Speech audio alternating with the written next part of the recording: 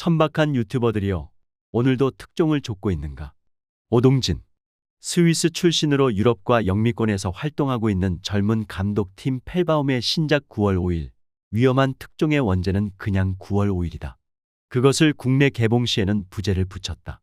국내만의 제목 위험한 특종에 담겨져 있는 의미는 결국 위험한 오보에 대한 경고라는 것이다. 안 그런 척 세월호 때를 겨냥한 마케팅이다. 우리는 위험한 오보를 2014년 세월호 참사 때 경험했다. 모든 아이들이 살았다는 최초의 YTN 보도는 오보였다. 국내 모든 기자들이 이 뉴스를 그대로 받아서 내보내고는 점심을 먹으러 갔다. 이후 한국 언론은 치명상을 입었다. 1972년 9월 5일에서 6일 새벽까지 벌어진 미넨 올림픽 이스라엘 선수촌 테러 사건 때도 그랬다. 미국의 ABC 방송은 전 세계 시청자들이 보는 방송에서 인질 9명이 모두 구출됐다는 오보를 냈다. 하지만 이들 인질 11명 전부와 검은 9월단 소속의 테러범 대다수는 서독 군경의 인질 구출 작전 과정에서 모두 사살됐다. ABC는 현장에 있던 앵커 짐 맥케인과 기자 피터 제닝스를 통해 오보 정정 방송을 했다. 영화 9월 5일, 위험한 특종은 이렇게 세계적인 오보 사건이었다는 점에서도 착안됐지만 어찌됐든 이 특종 자체가 보도국의 정경사 부서나 국제외신부에서 다룬 것이 아니라 스포츠국에서 이뤄낸 것이었다는 점에 주목한 것으로 보인다. 1972년 당시 미넨에는 지금으로 얘기하면 ABC 방송 올림픽 특별취재팀이 구성돼 파견돼 있었는데 전체 운영총괄을 룬이라는 중견 방송 제작자가 맡았고 그 밑에 스포츠 PD 2명, 고참 마빈 베이더와 신참 제프가 있었다. 현지 방송 앵커는 짐 맥케인이 전담했으며 현장 리포팅은 피터 제닝스가 맡았다. 피터 제닝스는 그 이전에 중동 지역 종군 리포터로 이미 이름을 날리고 있었고 지금 막 간판급으로 부상 중이다. 피터 제닝스는 이 사건 이후 테드 커플, 댄 레더와 함께 미국의 3대 앵커로 올라섰다. 테러 사건이 터지자 미국 ABC 본사에서는 책임자 룬에게 기사를 보도국으로 넘기라고 요구한다.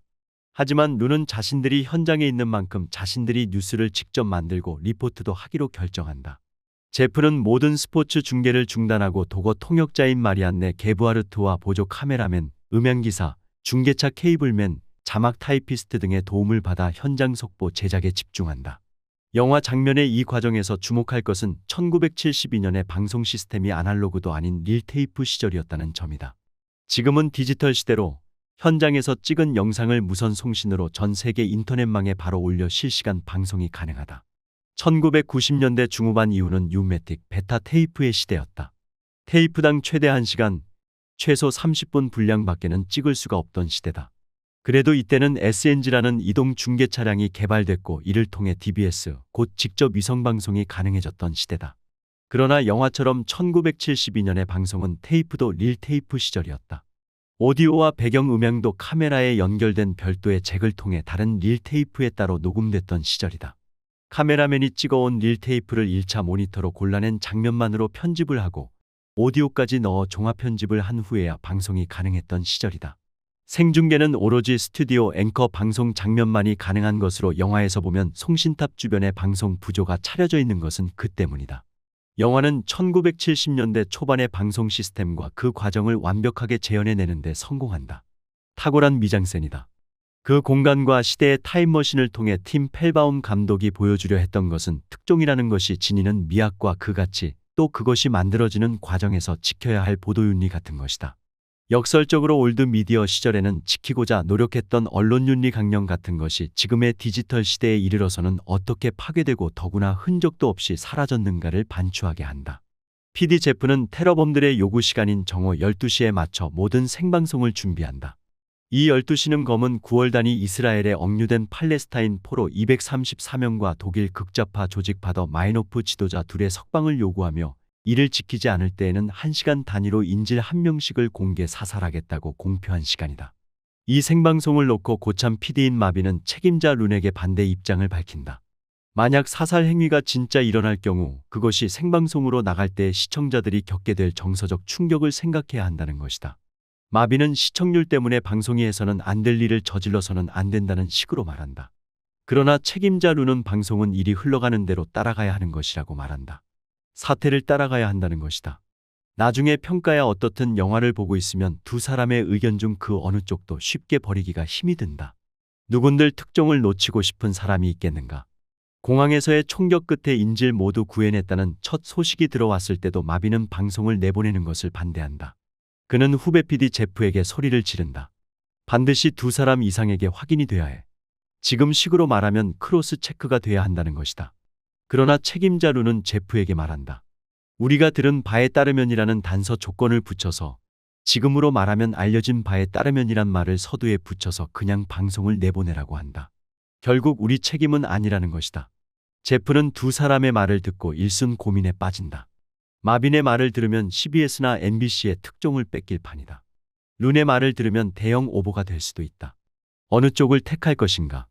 1972년 한 스포츠 PD인 제프가 겪었던 고민은 50년이 넘은 지금에도 여전히 유효한 것이다. 위험하더라도 속보와 특종을 택할 것인가? 아니면 정확한 뉴스와 진실을 택할 것인가? 언론 외부에 있는 사람들은 쉽게 재단하고 선택할 수 있을 것이다. 그러나 현장에서 뉴스를 전하는 사람 입장에서는 고민에 고민을 더하는 상황이 아닐 수 없는 대목이다. 다만 모든 것이 파국으로 끝난 후 통역사인 마리안네가 제프에게 하는 말이 인상적이다. 그녀는 이렇게 말한다. 여기 이곳에서 무고한 인명이 또 희생됐어요. 독일은 한 번 더 실패했어요. 제프는 그녀에게 어서 가서 쉬라고 말한다. 그는 그녀에게 내일 또 보자고 말한다. 제프는 책임자 룬으로부터 내일 있을 추모식 중계를 맡으라는 지시를 받는다. 일상은 일상대로 흘러가기 마련이다. 하지만 그 안에 담겨진 상처는 쉽게 극복되지 못한다. 그건 그때나 지금이나 같은 의미로 작동한다. 책임자 룬은 오보로 좌절한 제프와는 달리 ABC 최고의 시청률을 찍은 당사자가 된 점에 자족해 있는 듯이 보인다. 실제로 이때의 ABC 방송을 9억 명이 지켜봤다. 영화 9월 5일 위험한 특종은 방송 저널리즘의 지난 50년간을 반성하고 성찰한다. 특히 한국의 방송이 지금 어떠한 수준에 처해 있는가를 뼈저리게 자각하게 한다. 난동에 가까운 유보들의 방송으로 사회와 정치가 극도로 오염된 우리의 언론을 참담한 심정으로 되돌아보게 한다. 이런 영화에서 탁월한 연출 실력은 대체로 그룹신에서 판결이 난다. 방송국 부조정실은 온갖 기술 스태프들, 연출자, 연출 보조들로 북적이기 마련이며 이들은 스튜디오 안에 카메라맨과 앵커, 야외에 나가 있는 리포터와 중계 카메라맨들과 주고받는 무전기 송수신음으로 야단법석이기 마련이다. 이런 장면을 찍을 때 카메라 프레임 속 인물들도 중요하지만 그 프레임 구석의 조단력들의 움직임이 중요하다. 부조 안의 극중 인물들 모두가 연기를 하고 있다.